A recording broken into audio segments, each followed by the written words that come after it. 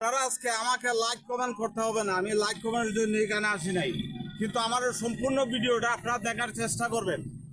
আসলে মানুষ কেন বলে যে আমরা আগেই ভালো ছিলাম, কথাটা কিন্তু আজকে আমার বলার খুব প্রয়োজন বলে আমি মনে করি। গতকাল আমার ভাতিজা আসছে ঢাকা থেকে, বাংলাদেশ ব্যাংকের টাকা জাদুঘরের ডেপুটি কিপার, তার ওয়াইফ জনতা ব্যাংকের সিনিয়র অফিসার, তার ছোট্ট একটা বাচ্চা আছে, আর একটা বাচ্চা কিছু বড়।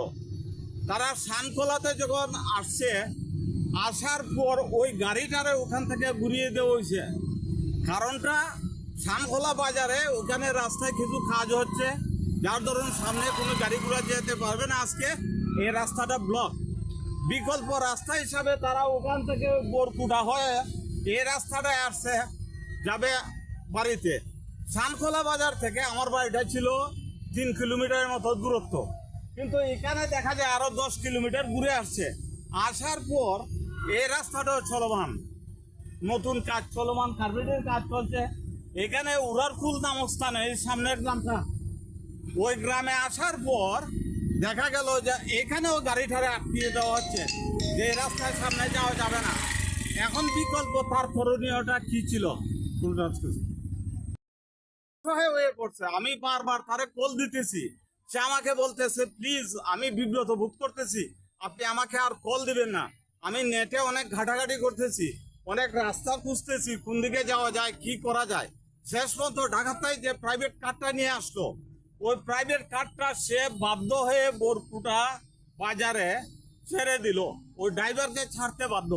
ওইদিকে গ্রামটাতে ঢুকছিল ওই প্রাইভেট কারটা নিয়ে, যাইয়া দেখা গেল ও রাস্তা খাদা, ওইদিকে যাওয়া সম্ভব না।